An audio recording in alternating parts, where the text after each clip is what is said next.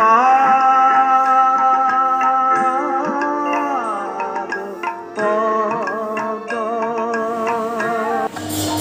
कृष्ण, राधे राधे, जय श्री रूपद पद्म की जय।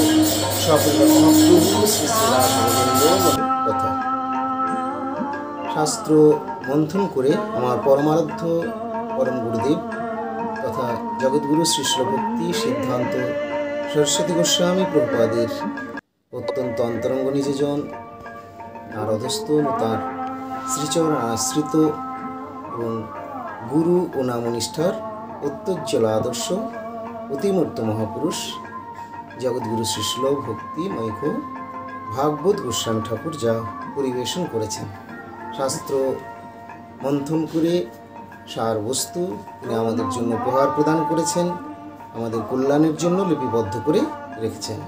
আমরা সেই কথাই কিছু আজকে এখন এখানে আলোচনা করছি।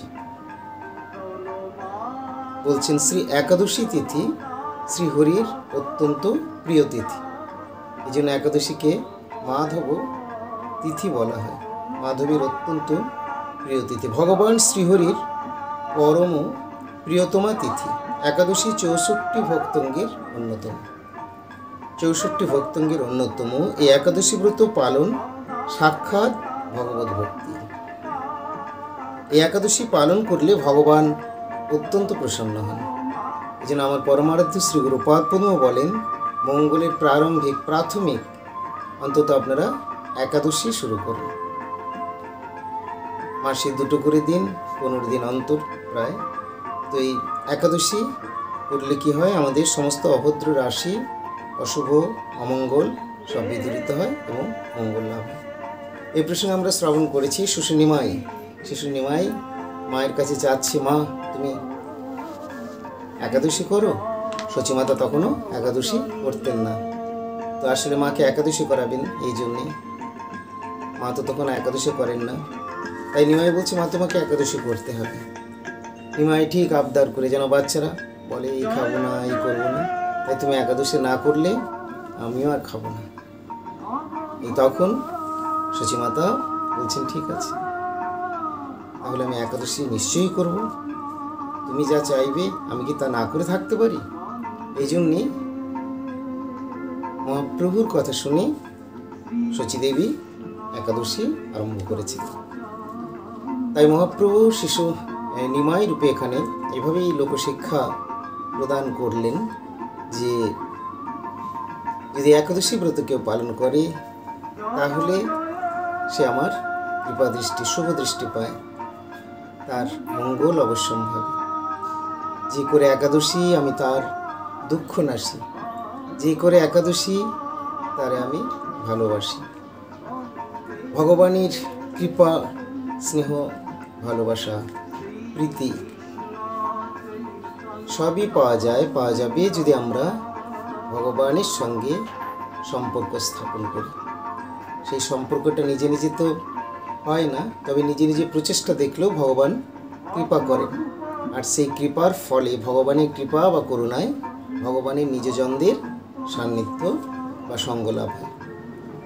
যখন ভগবানের নিজজনদের সান্নিধ্য বা সঙ্গ পাওয়া যায়, সাধুগুরু বৈষ্ণব সান্নিধ্য যখন পাওয়া যায়, তখন তারা আমাদেরকে আবার ভগবানের কথা বলেন। যেমন আমার শ্রী গুরুপাদ পদ্ম, যদি কেউ একেবারে প্রাথমিক হয়ে থাকেন, অর্থাৎ কিছুই শুরু করেননি, এরকম কোনো দর্শনার্থী কেউ যদি এসে থাকেন, তিনি তার মঙ্গল কামনা করে একাদশীর কথা বলেন, আপনারা একাদশীটা শুরু করুন। তারপরে ক্রমে সব হবে ক্রমপন্থায়। তো একাদশী হলো সমস্ত মঙ্গলের মূল। 64 ভক্তঙ্গের অন্যতম এই একাদশী মাধব তিথি। ভক্তিবিনোদ ঠাকুরও কীর্তন করেছেন,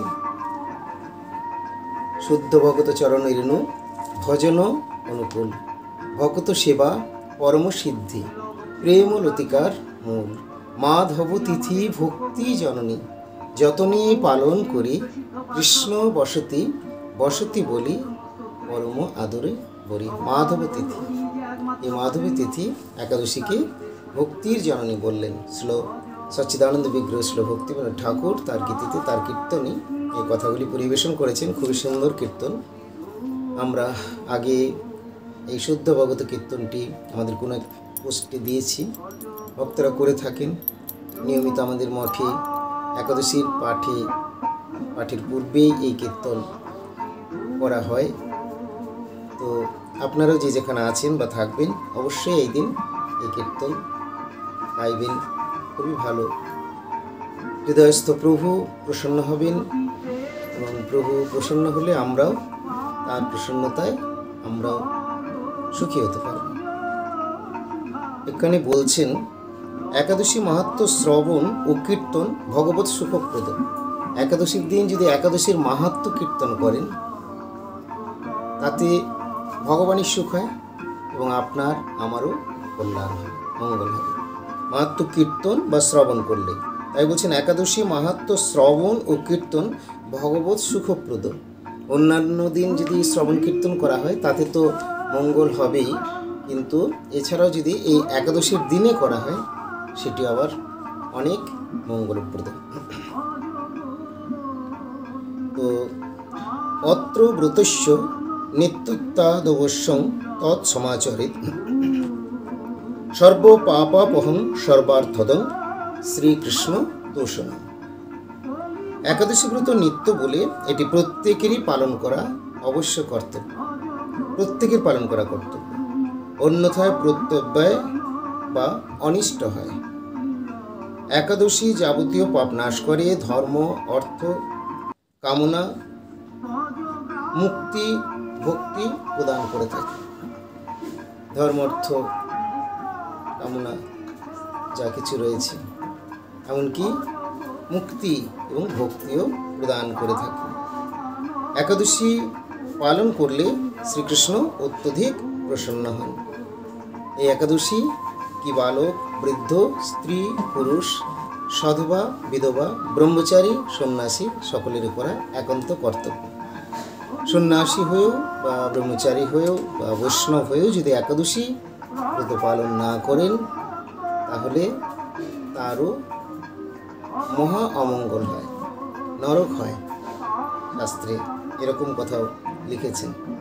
যদিও ভক্ত বৈষ্ণব বৃন্দ তারা লঙ্ঘন করেন না, কিন্তু একাদশী যে কোনো অবস্থাতেই লঙ্ঘন করা উচিত নয় বা করা যাবে না, এটি বোঝাতে চেয়েছেন। একাদশী ব্রত নিখিল কাম ফলপ্রদ, সুতরাং শ্রীহরি প্রীতিকর এই ব্রতের আচরণ করা ব্রাহ্মণাদি সকলেরই কর্তব্য। ব্রাহ্মণ হন আর বৈষ্ণব হন, ব্রহ্মচারী হন আর সন্ন্যাসী হন, আমাকে পালন করতে হবে না, আমি সন্ন্যাসী হয়ে গেছি বা বৈষ্ণব হয়ে গেছি, একথা শাস্ত্র বললেন না। তাই সকলের পক্ষেই একাদশী পালন করতে হবে। এখানে আবার একটু সুন্দর কথা বলেছেন, রবিবার ও সংক্রান্তি সমন্বিতা একাদশী সদা উপবাসের যোগ্যা। এই তিথি সর্ব সম্পদদাত্রী।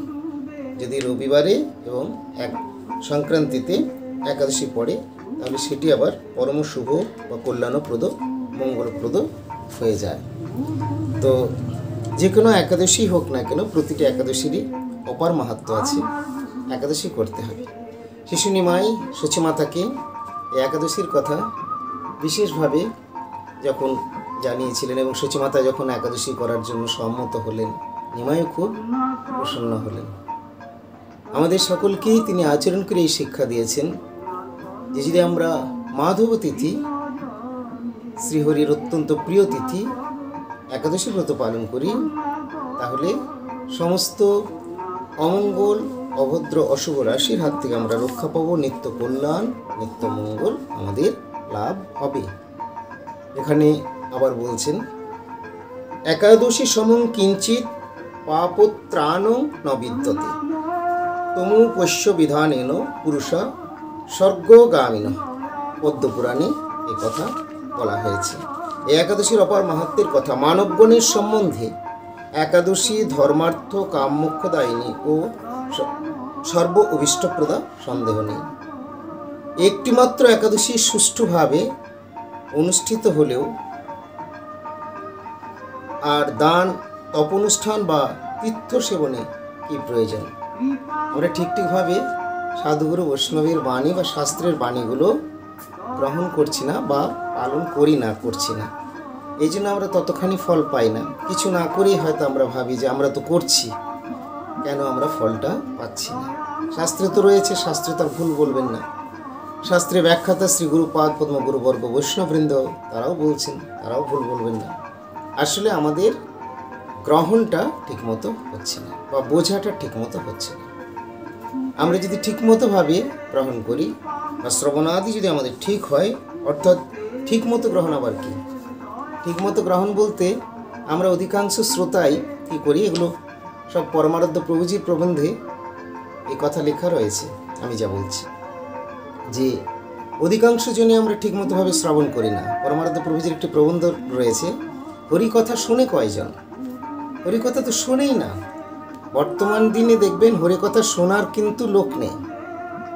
বাকি যদি হই হুল্লোড় করা হয় যে কোনো জায়গায়, হই হুল্লোড়ে লোক থাকে, কিন্তু হরিকথা শোনা তাতে লোক থাকে না।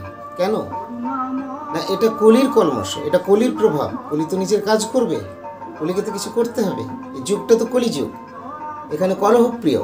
দেখবেন পারস্পরিক দ্বন্দ্ব, রেষারেষি যে যেখানেই থাকুন, কাউকে ছেড়ে দেয় না। আপনারা হয়তো গৃহে রয়েছেন, কেউ হয়তো মঠে রয়েছে, তো যে যেখানেই থাকুন না কেন সেখানে কলমশ কিন্তু এদিক ওদিক থাকে, গ্রাস করে, কাউকে ছেড়ে দেয় না, কলি ছেড়ে দেয় না। এরপরে সেই কলির কাছ থেকে, কলির হাত থেকে বাঁচতে হলে আমাদেরকে তার জন্যে যে সাধু শাস্ত্রগুরু বৈষ্ণবগঞ্জে পথ নির্দেশ করেছেন বা হরিনামের কথা বলেছেন, হরিনাম গ্রহণ, নামাচার্যের আনুগত্য, এইগুলোতে যদি আমরা ঠিকভাবে থাকি, নিয়োজিত থাকি, তাহলে আর কলি আমাদের উপরে সেরকমভাবে প্রভাব বিস্তার করতে পারবে না। কিন্তু কলি প্রভাব বিস্তার করবে বা করতে চাইবে, এই জন্যেই আমাদেরকে সেই পথে ঠিকভাবে থাকতে দেয় না, এই জন্য আমাদেরকে শ্রবণ করতে দেয় না।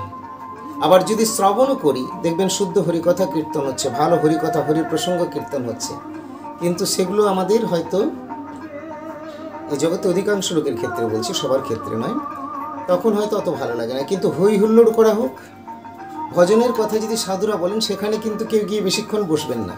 কিন্তু যদি অনেক কিছু আয়োজন করা হয়, খাবার দাবার, প্রসাদের, হই হুল্লোড়, কোনো কিছু দেখানো হচ্ছে, তখন কিন্তু অনেক লোকের ভিড় হবে। এবং এই জন্যেই পূর্ব মহাপুরুষ মহাজনগণও কখনো সরস্বতী গোস্বামী প্রভুপাদ, ভক্তিবিনোদ ঠাকুর তারাও এইভাবে প্রচারাদি চেয়েছেন। কিন্তু মনে রাখতে হবে, এই এত প্রচার করার পরে সেই বাণীগুলো যারা গ্রহণ করছেন, যিনি গ্রহণ করবেন তিনি কিন্তু লাভবান হবেন। আর এই গ্রহণটা হবে প্রাণ দিয়ে, শ্রবণের মাধ্যমে। শ্রবণ না করলে হয়তো আমি মঠে মন্দিরে আসলাম, গেলাম, প্রসাদাদি পেলাম, আনন্দ, খুব ভালো লাগলো, ভালো লাগাই স্বাভাবিক, এতে হয়তো কিছুটা মঙ্গল লাভ হচ্ছে। কিন্তু প্রকৃত মঙ্গল বা নিত্য কল্যাণ, নিত্য মঙ্গল লাভ করতে হলে বা সেই রকমভাবে পারমার্থিক জগতে আমাকে দৃঢ় প্রতিষ্ঠিত হতে হলে অবশ্যই আমাকে শ্রবণের উপরে জোর দিতে হবে। সেই শ্রবণটা হলো কীরকম? শুধু কানে শুনলাম এটাই নয়, শ্রুত বিষয় আমরা পালন করব। এই জন্যেই শাস্ত্রে আমরা জানতে পারি, শাস্ত্র কি বলছেন? শৃণ্যত শ্রদ্ধয়া নিত্যং গৃহতশ্চ সচেষ্টিতম নাতি দীর্ঘেন কালেন ভগবান বিশতে হৃদয়। আমরা শ্রদ্ধাপূর্বক নিয়মিত প্রভুর কথা আমরা শ্রবণ করব, শ্রদ্ধাপূর্বক আদর এবং প্রীতির সঙ্গে সেইগুলি গৃহতশ্চ সচেষ্টিতম, গ্রহণে যত্নপর হব। গ্রহণ শুনলাম কিছুই কাজে লাগালাম না, তাহলে কি করে হবে? গ্রহণ করতে হবে।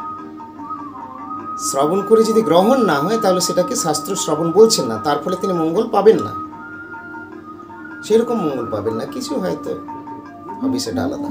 গ্রহণ করতে হবে। তাই শৃণ্যত শ্রদ্ধা নিত্যং গৃহতশ্চ সচেষ্টিতম নাতি দীর্ঘেন কালেন ভগবান বিশতে হৃদয়।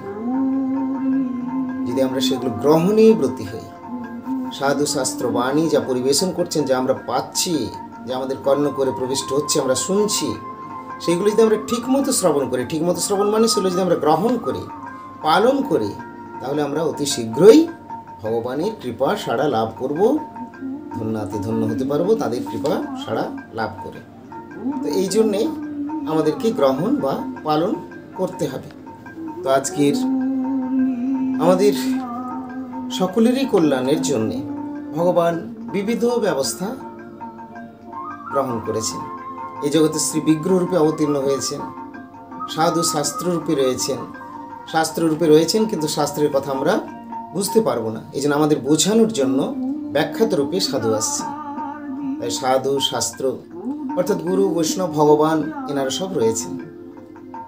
আমরা যদি সেই কৃপা প্রার্থী হই, ভগবানের সেবা অভিলাষী হই, ভগবানকে যদি আমরা সত্যি চাই, ডাকি, ভগবানকে পেতে চাওয়ার কথা আমি বলছি না প্রথমেই, সেটা তো অনেক বড় কথা। ভগবানের সুখ দেওয়ার কথাটা অনেক বড় কথা। যদি আমার নিজের কষ্ট জ্বালা যন্ত্রণা থেকেও আমি বাঁচতে চাই,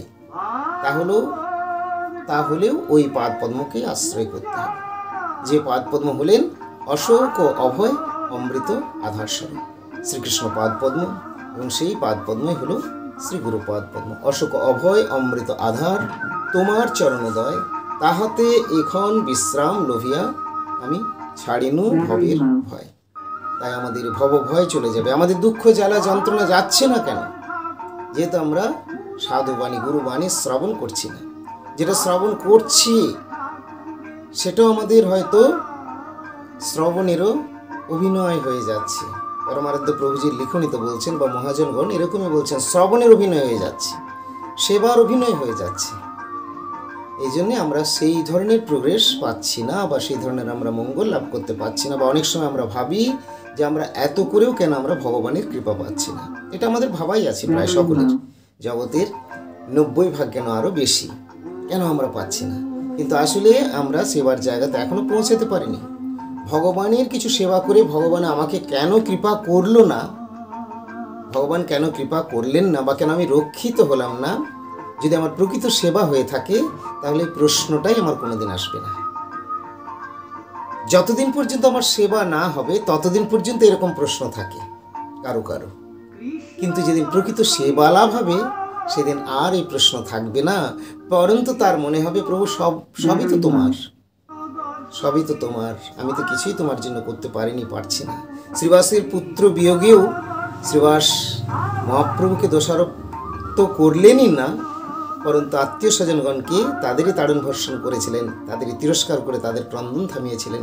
হরিদাস ঠাকুর পৃষ্ঠে বেত্রাঘাত পেয়েও ভগবানকে দোষারোপ করেননি, পরন্তু নিজের কর্মফল, কপাল খারাপ, অদৃষ্ট, বা আমি কৃষ্ণ নামের নিন্দা শুনেছি বলে আজকে আমার কপালে এটা জুটলো, এই কথাই তিনি বলেছেন। যদিও এটা ঠিক সেভাবে নয়, কিন্তু নিজের ভক্তের দৈন্য থাকে, এই জন্য তিনি দৈন্য প্রকাশ করে এইভাবে বললেন। অর্থাৎ আমরা আমাদের আচরণের ফলেই কিন্তু দুঃখ কষ্টাদি ভোগ করছি, তো ভগবানের কোনো দোষ নেই, এই কথাগুলোই বোঝাতে চেয়েছেন। এবং তারা শরণাগতর মূর্ত বিগ্রহ, তারা এত কষ্ট পেয়েও দুঃখ জ্বালা যন্ত্রণার মধ্যে থেকেও কখনোই ভগবানকে ছাড়েননি, এবং সেরকমভাবে আদর্শ প্রকট করে আমাদের শিক্ষা দিয়ে গেছেন, খণ্ড খণ্ড হয়ে দেহ যায় যাক প্রাণ, তথাপি না বদনে ছাড়িব হরিনাম। আর আমাদের কিছু হলেই আমরা ভগবানকে ছেড়ে ফেলছি। যদি ঘরে কারো একটা কিছু অসুবিধা হচ্ছে, ব্যাস হয়ে গেল। কিন্তু ভক্তগণ কখনোই ভগবানকে বাদ দিয়ে তারা থাকেন না। ঘরে যাই হোক না কেন সবসময় ভগবানকে নিয়ে থাকবেন। ধূপ দ্বীপ দেওয়া, ভগবানের শ্রীপাদ পদ্মে মস্তক নত করা, তাকে দর্শন করা, তার কাছে প্রার্থনা জানানো, ভগবানের সঙ্গে কথা বলা। ভগবানের সঙ্গে কথা বলা যায়, কথা বললে তিনি কথা বলেন, কথা শোনা যায়, কথা বলতে হয়, বলার চেষ্টা করতে হয়। বলেই দেখুন না, ভগবানের সঙ্গে কথা বলা খুব সুন্দর, খুব সহজ, খুব সহজ, আর খুব সহজেই ভগবান সাড়া দেন। শ্রী গুরুপাদ বলেন, এখানের লোকদেরকে প্রসন্ন করা সহজ নয়, খুব জটিল, যে যাই হন না কেন, কিন্তু ভগবান একটুতেই প্রসন্ন হয়ে যান।